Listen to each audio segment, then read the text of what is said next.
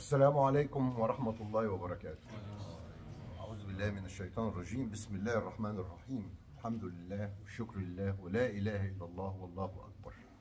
الحمد لله that we came today and prayed Salat al-Subh. Jama'ah in the house of Allah.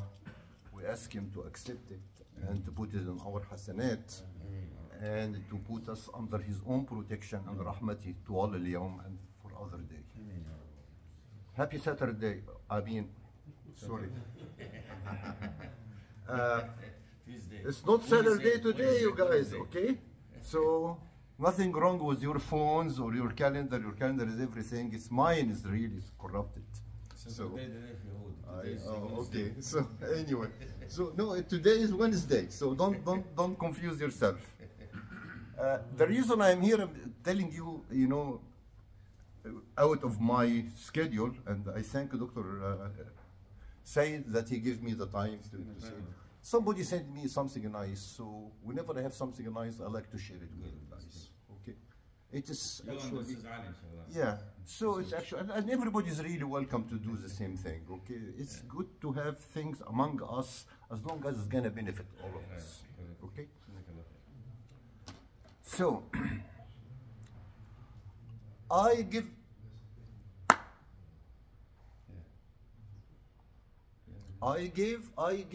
a title to my talk today as Us and Our Kids. I think it's an important subject. Okay, we all have kids, and whoever not having a kid yet, you will have later on. Okay, and whoever is not really married yet, you should really watch out your behavior with your parents. So anyway, in our life there are so many facts. There are so many facts in our lives. Okay, there are some facts which are bringing us happiness and joy. Okay, and another ones which bring us sadness and grief. Okay, but all of them are from Allah.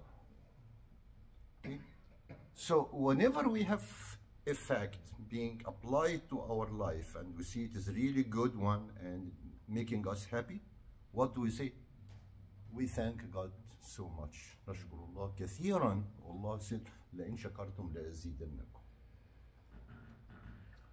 However, if we have facts which grieved us, which made us sad, okay, we should really accept it because this is qada Allah.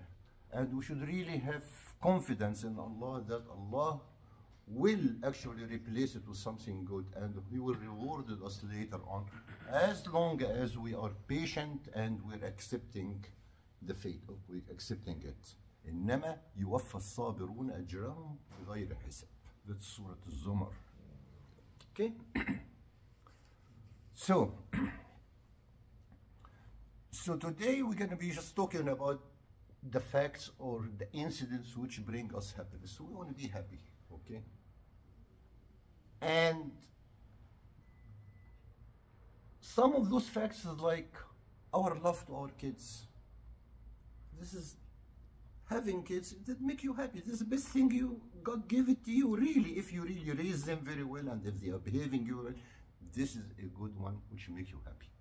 Also, our love to our relatives and our arhamuna, okay?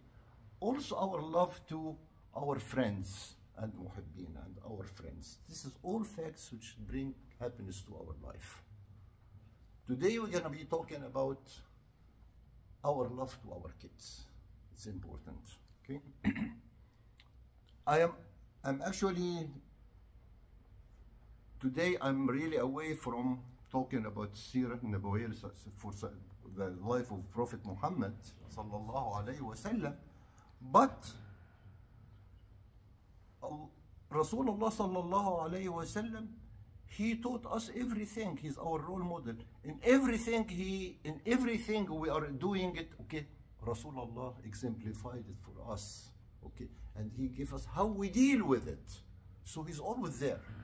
So I'm gonna top my talk today, okay, and crown it with something happened with Rasulullah sallallahu alayhi wa sallam. Okay. All right. we all hope the happiness and barakah and the khair for our kids. That's all what we want. We always ask Allah to give them barakah and the khair and make them successful and everything. They are actually the most valuable things to us. Okay? And we all wanted to see them in a better place, in a better position, in a better, they excel better than us. The things which we couldn't really accomplish in our life, we hope to see it in our kids, to have it. Okay, so that doesn't mean that because of our extreme love to our kids that we're going to be spoiling them. We are not going to spoil them. We are not going to be everything they want, we're going to do it for them. We love to do everything for them, okay? But we have to teach them. It's not everything you want in your life you're going to get it, okay? You really have to struggle, you have to strive to have it, okay? They wanted to buy this one, they want us to get him this one, and they are really pushing us to go beyond our financial or financial situation, and we shouldn't really abide to that, and we shouldn't really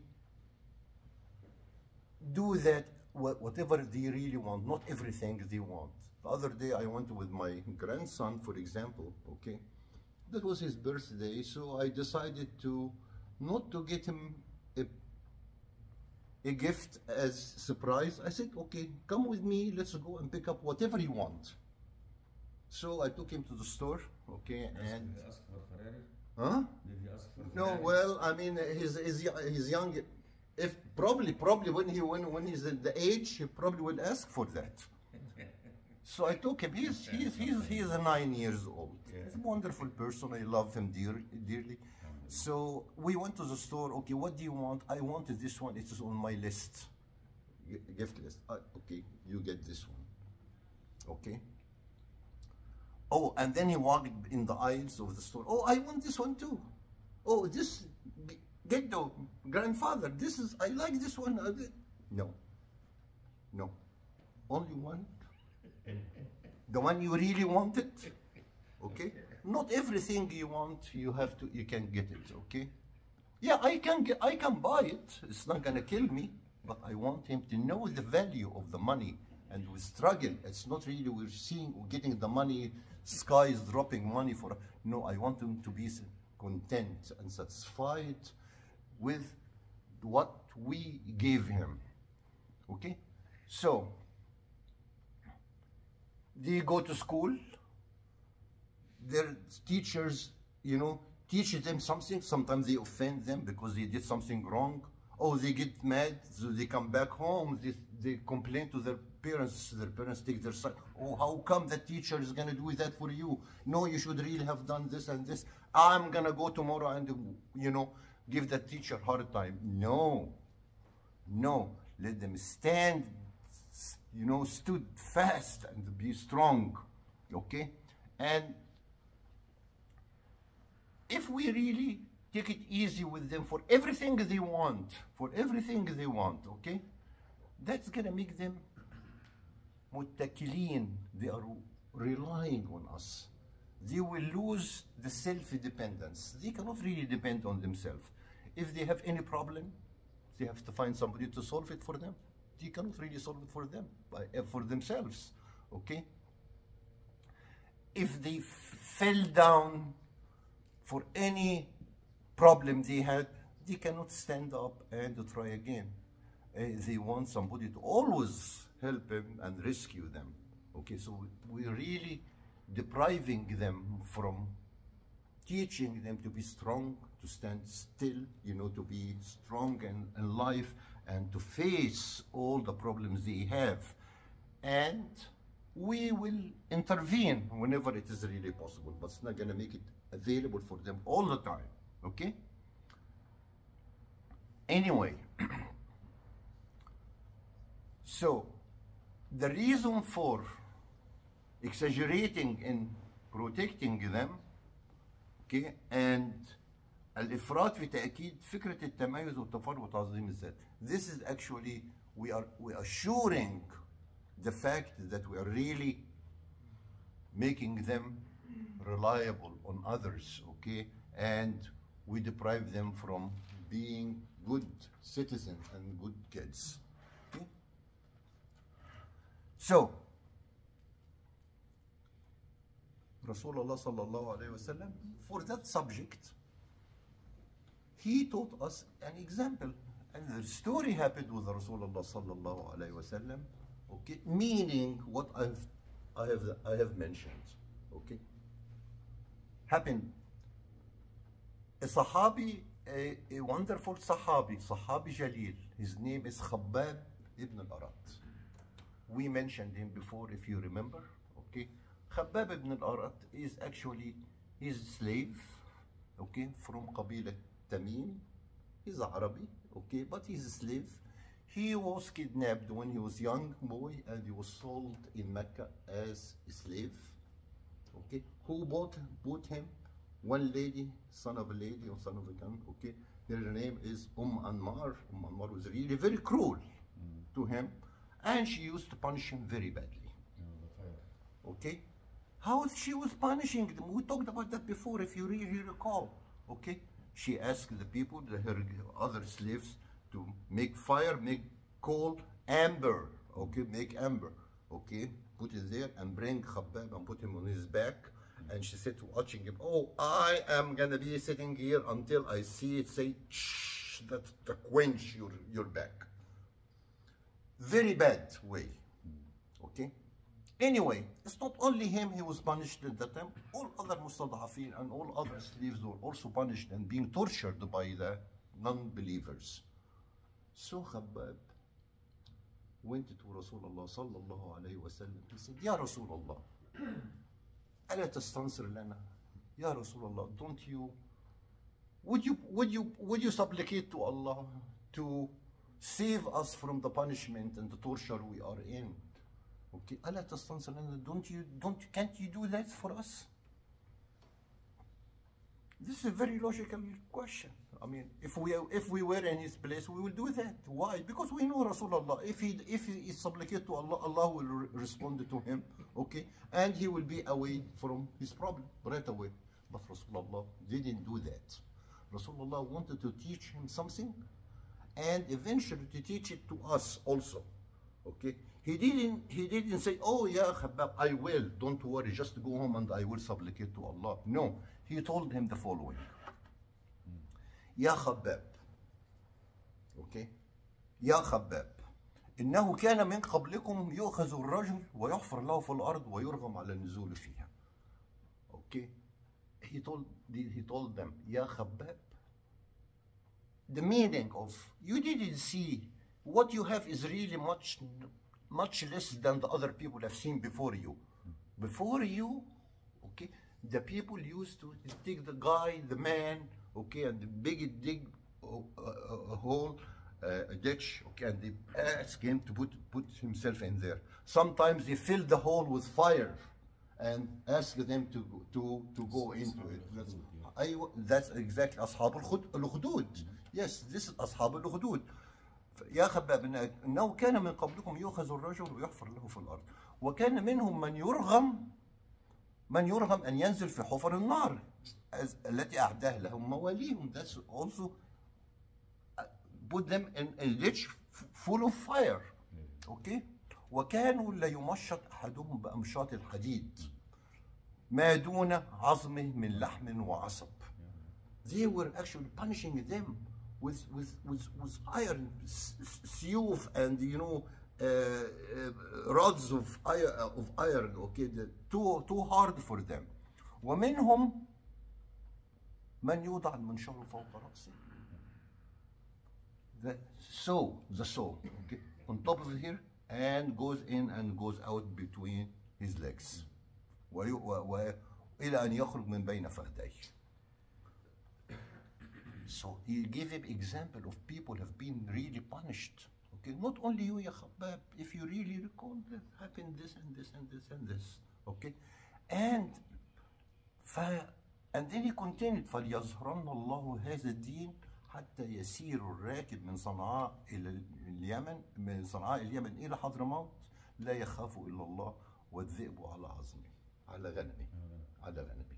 Okay, so he gave him those examples, okay, and he said, meaning that you haven't seen anything. Just be patient. People have seen more than what you're suffering from, and Allah nasarahum in the end.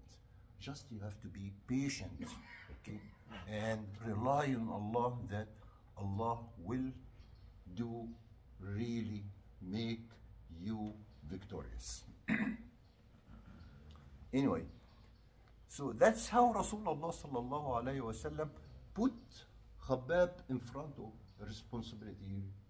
You're responsible, okay? He put him, he didn't give him the whatever you want easy. No, he let him think about it, to be patient. He's teaching him a lesson, okay?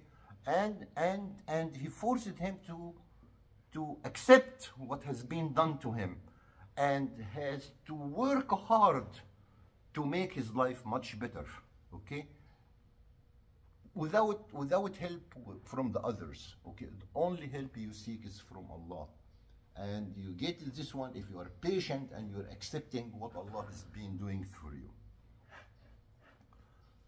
And later on, okay, because Rasulullah sallallahu alayhi wa sallam, he's Kareem, he's generous, he's merciful, he's Rahim, okay?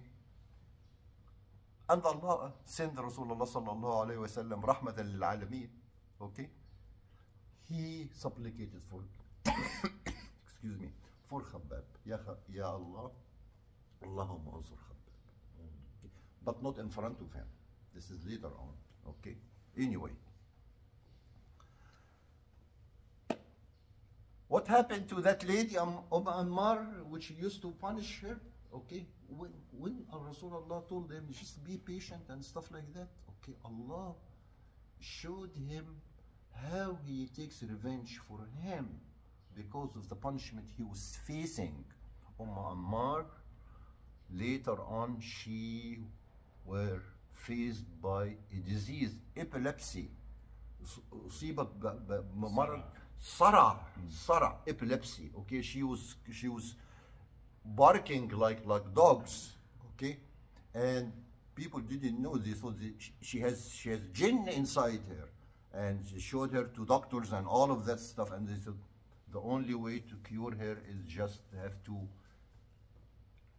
put something hot on her head, okay, and ديكوها بالنار, okay, and on her. So they put, finally they got something really hot, pot, they heated very hot and put it on her head exploded and died. Okay, so this is revenge of Allah, or this is actually استجابة من Allah لخباب if he was patient and he accepted what Allah told him. Now those are actually, the two stories are really matching each other, okay? It's rely on Allah, okay? Be strong, inshaf, work hard, okay? Don't rely on others. Face what you have. You fall down and mark once, twice, that's not the end of the world. Stand up again and work. Inshafing, okay, inshafing and slobbing, you know. So what do we learn now from now? Only four things which I could. How much are we really in need for Rasulullah sallallahu alayhi wa sallam today, to put every one of us in front of his responsibility? Yes. So he will say to the man, work, inshafing, okay? ما تقعدش تولول. Don't say, oh my حصل لي كذا, I am so weak, I cannot really tell that. الدنيا صعبة, واستعين بربك. Do what you can do. Be strong, be a man, even for the woman. Stay strong. Don't be only strong in your husband, strong in your life also, okay? Be good, okay? That's number one. Number two, raise your kids on dignity. عزة النفس, okay?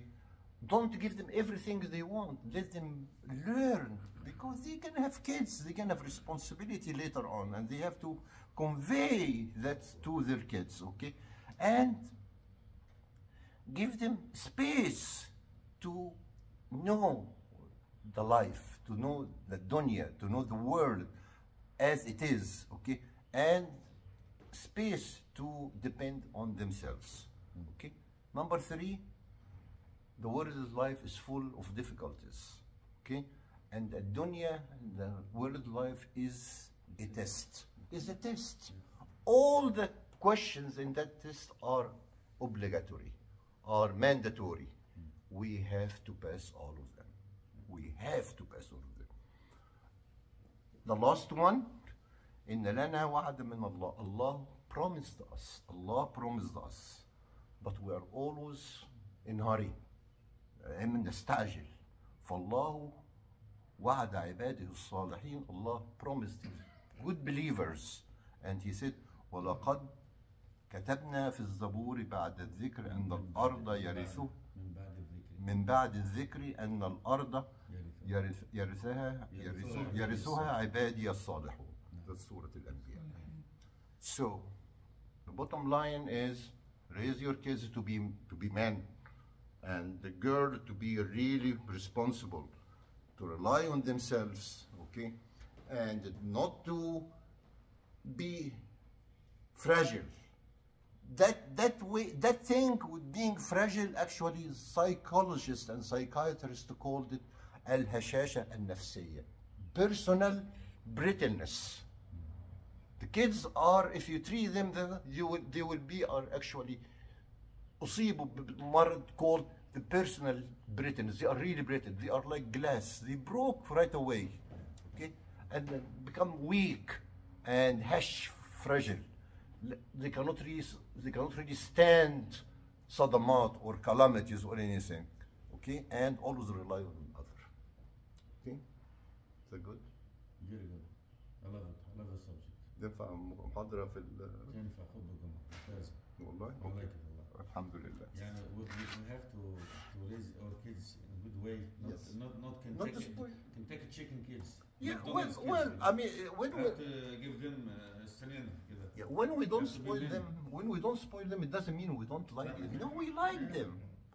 If the kid is really smart enough, he will know that my dad didn't do that because he had something in his mind. He wants to make me strong, make me to be good citizen, to be successful, to rely on myself. So being tight with your kids doesn't mean that you are really don't like them. No, you like them. After the lecture, I'm gonna tell you I was laughing in the beginning because you remind me about something. Okay. Yeah. Okay. We can see it after the lecture. Let's. I'm gonna pray for our kids also. اللهم اجعلنا من أحب الناس لأولادنا. اللهم لا تشغلنا عنهم لا بمال ولا بأي أعمال تبعدنا عنهم. اللهم جنب أولادي وذريتي الفواحش ما ظهر منها وما بطن، واجعلهم شاكرين لنعمك وأتمها عليهم يا أرحم الراحمين. اللهم إنا نسألك لأولادنا قوة الحفظ وسرعة الفهم وصفاء الذهن، واجعلهم هداة مهتدين. اللهم حبب إليهم الإيمان وزينه في قلوبهم، وكره إليهم الكفر والفسوق والعصيان، واجعلهم من الراشدين. اللهم أعزهم ولا تذلهم وسعدنا بهم ومعهم، وأنعم علينا بالصحة والعافية والذكاء والنباهة، وارزقهم حسن الخلقة والخلق. وآخر دعوانا أن الحمد لله رب العالمين، والصلاة والسلام على سيدنا محمد وعلى آله وصحبه أجمعين.